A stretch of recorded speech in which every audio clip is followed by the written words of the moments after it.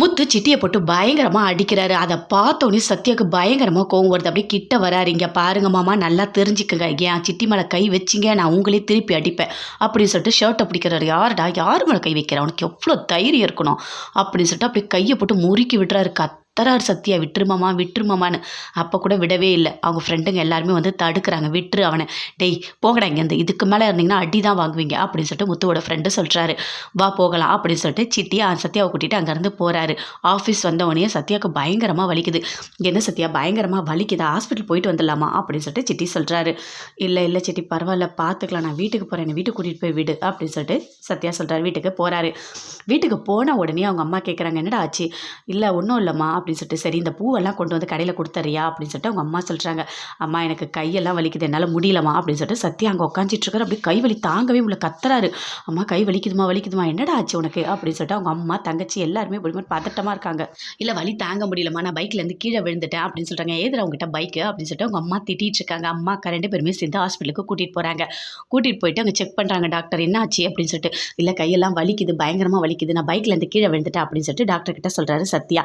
அவங்க செக் பண்ணுறாரு. கரெக்டாக இது பைக்லேருந்து விழுந்த மாதிரி தெரியலையே, மேலெல்லாம் அடிப்படலை அப்படின்னு சொல்லிட்டு டாக்டர் கேட்குறாரு. இல்லை பக்கத்தில் ஒரு கார் இருந்தது, அதில் பட்டுடுச்சு அப்படின்னு சொல்லிட்டு சத்யா சொல்கிறாரு. ஹாஸ்பிட்டலில் செக் பண்ண உடனே வெளியே இருக்காங்க. மீனா ஹாஸ்பிட்டலுக்கு வராங்க. வந்தவொடனே அவங்க தம்பிக்கிட்ட கேட்குறாங்க, என்ன ஆச்சு சத்யா உனக்கு, எங்கே விழுந்த, உங்ககிட்ட பைக்கே இல்லை, எங்கே நீ விழுந்த அப்படின்னு சொல்லிட்டு கேட்குறாங்க. இல்லைக்கா, எங்கே யாருக்கிட்ட போய் சுத்தரியா அப்படின்னு சொல்லிட்டு பயங்கரமாக திட்டிகிட்டு இருக்காங்க. இல்லை இவனுக்கு ரொம்ப வலிக்கு சொன்ன, வேறு எங்கேயாவது கூட்டிகிட்டு போகலாமா அப்படின்னு சொல்லிட்டு அவங்க அம்மா சொல்கிறாங்க. அதுக்கெல்லாம் நிறைய செலவாகுமே, என்ன பண்ணுறது அப்படின்னு சொல்லிட்டு மீனா சொல்லிட்டு இருக்காங்க. சரி இவனுக்கு ஏதாவது சாப்பிட கொடுத்தீங்களா அப்படின்னு சொல்லிட்டு மீனா கேட்குறாங்க. இல்லைக்கா ஜூஸ் மட்டும் தான் குடித்தான் அப்படின்னு சொல்கிறாங்க. ஓ சரி. அப்போ ஃபோன் பண்ணுறாங்க முத்துக்கு, என்னங்க அப்படின்னு சொல்லிட்டு, சொல்லு மீனா, ஒரு நிமிஷம் அப்புறம் பேசுகிறேன் அப்படின்னு சொல்லிட்டு ஃபோனை கட் பண்ணிட்டாரு. அப்போ அவங்க ஃப்ரெண்டு கேட்குறாரு, இப்போ என்ன பண்ண போகிற அப்படின்னு சொல்லிட்டு, எதுக்காக நீ அவனை போட்டு அந்த அளவுக்கு அடித்த, அவன் பாவம் தானே, உன்னோட மச்சான் தானே, இப்படி தான் அடிப்பியா அப்படின்னு சொல்லிட்டு அவங்க ஃப்ரெண்டு கேட்குறாரு. அதுக்கு முத்து சொல்கிறாரு, அவன் என்ன வேலை பண்ணி வச்சிருக்கான்னு பாரு அப்படின்னு சொல்லிட்டு ஃபோனை காட்டுறாரு. ஃபோனை முத்துவோட ஃப்ரெண்டு பார்க்குறாரு. பார்த்தோன்னே கேட்குறாரு, இது உங்கள் அம்மாவோட பணம், இது ரொம்ப நாளைக்கு முன்னாடி திருடு போச்சு, இவன் தான் எடுத்திருக்கானா அப்படின்னு சொல்லிட்டு பயங்கரமாக டென்ஷன் ஆகுறாரு. ஐயோ என்ன இப்படிலாம் பண்ணி வச்சிருக்கான் உங்கள் மச்சான் அப்படின்னு சொல்லிட்டு அவங்க ஃப்ரெண்டு கேட்குறாரு. ஆமாம் இப்படி தான் பண்ணி வச்சிருக்கான், நான் யாருக்கிட்டையுமே சொல்லலை, அந்த வீடியோவும் டெலீட் பண்ண சொல்லிட்டேன், இது ரொம்ப பெரிய பிரச்சனையாயிடும். மீனா ஊருக்கு வரும்போது அவங்க தம்பியை பற்றி எப்படி புகழ்ந்து பேசுனதை நீ பார்த்தியா, இவன் எப்படி பண்ணிட்டு இருக்கான், இதெல்லாம் தெரிஞ்சு அவங்க எவ்வளோ கஷ்டப்படுவாங்க. ஏற்கனவே எங்கள் அம்மா மீனாவை அவங்க அம்மாவை 2 பேருமே மதிக்கவே மாட்டாங்க, இப்படி பண்ணிட்டு இருந்தா எப்படி அப்படின்னு சொல்லிட்டு முத்து சொல்கிறாரு.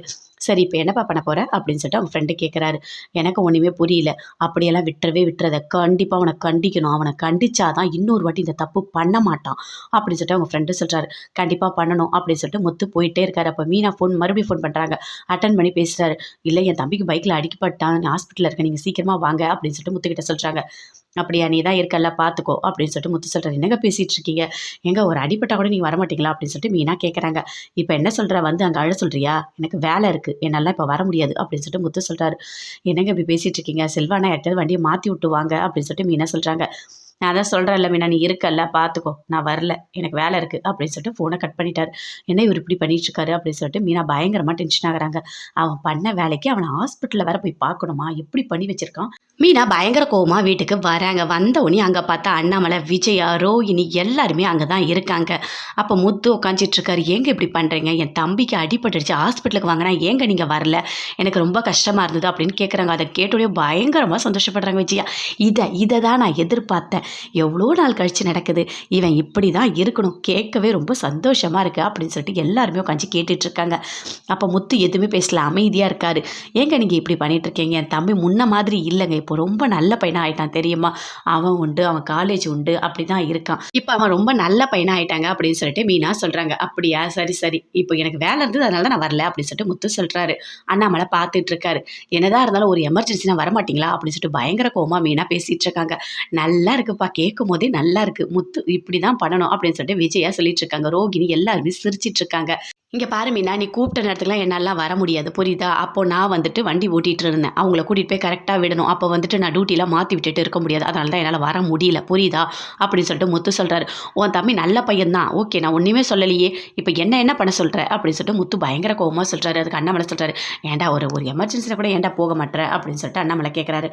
பா உனக்கு தெரியாதுப்பா, நான் சொல்கிறதுக்கு அவளும் புரிஞ்சிக்க மாட்டேன், நீங்களும் புரிஞ்சிக்க மாட்டேங்க, எனக்கு வேலை இருந்துச்சு வர முடியல, அவ்வளோதான், அதுக்கு மேலே நான் பேசவே விரும்பலை அப்படின்னு சொல்லிட்டு அங்கேருந்து உள்ளே போயிட்டாரு. அதை பார்த்தோன்னே மீனா பயங்கரமாக டென்ஷன் ஆகுறாங்க. அவங்களும் ஒரு மாதிரி அழுதுகிட்டே உள்ளே போகிறாங்க. உள்ளே போயிட்டு அவங்க வேலையை அமைதியாக பார்த்துட்ருக்காங்க, பேசவே இல்லை. அங்கேருந்து விஜயா வந்து பேசுகிறாங்க. என்ன சூப்பர், வரலையா? ஒரு எமர்ஜென்சினா என் பையன் வரலையா? முத்து வரலையா? ரொம்ப நல்லா இருக்கு. அவன் அப்படிதான் இருப்பான். உன் இஷ்டத்துக்கு அவன் வருவானா என்ன? அப்படின்னு விஜயா